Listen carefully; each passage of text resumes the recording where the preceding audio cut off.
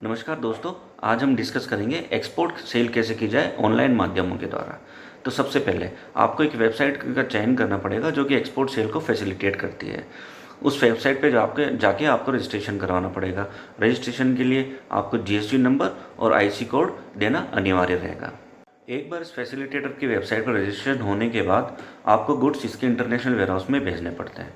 तो इनके international warehouse में गुड्स भेजने का प्रोसीजर क्या है? सबसे पहले आपको एक इनवॉइस, एक पैकिंग लिस्ट और शिपिंग बिल बना के अपनी कोरियर एजेंसी को हैंडओवर करने पड़ेंगे। जैसा कि मैंने मेरे पुराने वीडियोस में डिस्कस किया है, आप गुड्स एलयूटी पे या विदाउट एलयूटी पे भेज सकते हैं। ये तीनों चीज़ें बनाने के बाद आप हैंडओवर कर दें गुड्स अपनी कोरियर एजेंसी को। कोरियर एजेंसी के द्वारा ये गुड्स एक्सपोर्ट फैसिलिटेटर के इंटरनेशनल वेयरहाउस में डिलीवर कर दिए जाते हैं और एक्सपोर्ट फैसिलिटेटर के द्वारा धीरे धीरे ये गुड्स सेल होते रहते हैं और जो भी सेल प्रोसीड्स होती है वो एक्सपोर्टर के इंडियन बैंक अकाउंट में रेमिट कर दी जाती है कन्वर्टेबल फॉरेन करेंसी में। अब ये ट्रांजैक्शन जो है उन विद इन 9 मंथ्स कंप्लीट हो जाने चाहिए।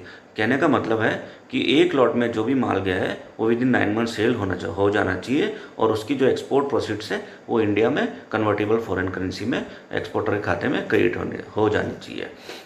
अब इस एक्सपोर्ट सेल पे गवर्नमेंट के द्वारा कुछ ड्यूटी ड्रॉबैक इंसेंटिव के तौर पे एक्सपोर्टर को दिया जाता है, जो कि एक्सपोर्टर को जब वो शिपिंग बिल फाइल करता है उस वक्त शिपिंग बिल में मेंशन करनी होती है कि ड्यूटी ड्रॉबैक की रेट क्या है और कितना अमाउंट ड्यूटी ड्रॉबैक का बनता है। एक बार sale proceeds convertible foreign currency में इंडियन एक्सपोर्टर के इंडियन अकाउंट में क्रेडिट होने के बाद वो ड्यूटी ड्रॉबैक ऑटोमेटिकली कस्टम विभाग के द्वारा एक्सपोर्टर के बैंक अकाउंट में क्रिएट कर दिया जाता है। इसके अलावा एक MES लाइसेंस भी एक्सपोर्टर को गवर्नमेंट के द्वारा दिया जाता है, जिसकी रेट 1 से 2% रहती है टोटल एक्सपोर्ट प्रोसीड्स के ऊपर। अब सवाल ये आता है कि ये जो एक्सपोर्ट प्रोसीड्स आई है उनको स्क्वायर ऑफ कैसे किया जाएगा बैंक के द्वारा।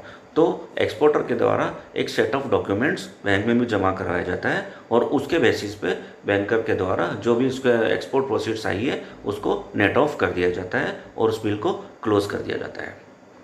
तो दोस्तों ये था प्रोसीजर पूरा एक्सपोर्ट ऑनलाइन सेल के बारे में।